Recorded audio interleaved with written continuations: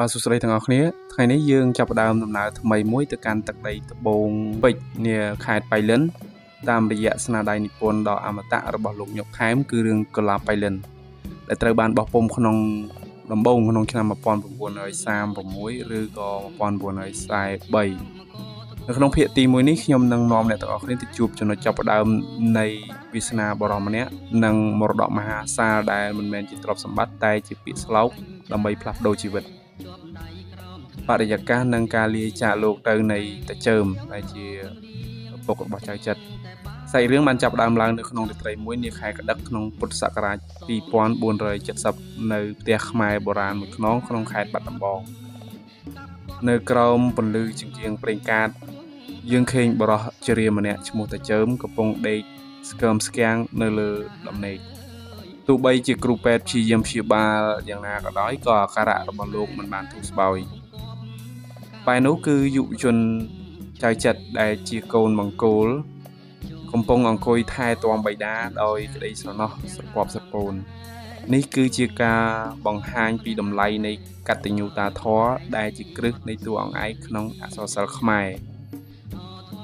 មរតកមហាសាលនៃពាក្យស្លោកអត្តាហិអត្តនោនាថោមុនពេលដល់ដង្ហើមចុងក្រោយតាជើមគាត់មិនបានបារម្ភពីរឿងមាសប្រាក់ប៉ុន្តែលោកបារម្ភពីជំហរជីវិតរបស់កូនបណ្ដាំចុងក្រោយរបស់គាត់គឺគាត់បានផ្ដាំជាគាថាមួយបទទៅដល់ចៅចិត្រថាអត្តាហិអត្តនោនាថោដែលមានន័យថាខ្លួនទីពឹងខ្លួនអត្តន័យដ៏ស៊ីជម្រៅដែលពាក្យគាថានោះគឺលោកចង់បញ្យល់ថាពាក្យនេះមិនមែនបង្រៀនឲ្យយើងអាត្មានិយមឬក៏មិនពឹងអ្នកដទៃឡើយប៉ុន្តែវាបង្រៀនឲ្យយើងកសាងជីវភាពឲ្យបានរឹងប៉ឹងដោយវិជ្ជាសម្បត្តិគុណសម្បត្តិសមត្ថភាពនិងសុខភាពដើម្បីអាចរស់ក្នុងសង្គមបានយ៉ាងថ្លៃថ្នូរលោកក៏បានដាស់តឿនឲ្យកូនស្គាល់ពីករណីយកិច្ចចំពោះជាតិសាសនានិងមហាក្សត្រផងដែរបន្ទាប់ពីបុណ្យសពបិតារួចរាល់ចៅចិត្រត្រូវប្រឈមមុខនឹងភាពឯកោដោយសំណាត់ឈើដែលអណ្ដែត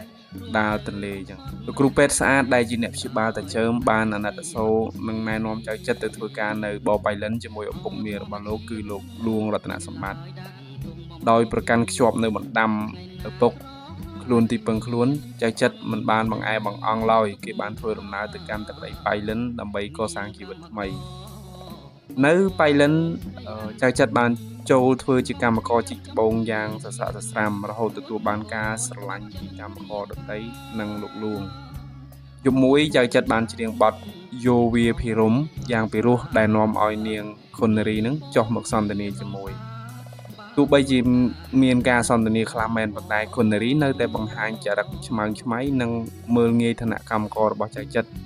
នេះជាចំណុចចាប់ផ្ដើមនៃចំនួនវណ្ណៈដែលយើងនិងវិភាគកាន់តែស៊ីជម្រៅក្នុងភាគបន្តតើគេថាខ្លួនទីពឹងខ្លួននឹងជួយគេឲ្យឆ្លងផុតឧបសគ្គនៅក្នុងទឹកដីខេត្តបៃលិនយ៉ាងដូចម្ដេចហើយតើខុននារីនឹងបន្តមើលងាយដល់គេដល់ពេលណាសូមកុំភ្លេចតាមដានភាគទី2ដែលយើងនឹងជជែកពីជីវិតកម្មករនិងបង្ហាញពីសមត្ថភាពពិតរបស់ចៅចិត្រសម្រាប់ថ្ងៃនេះខ្ញុំសូមអរគុណនិងជម្រាបលា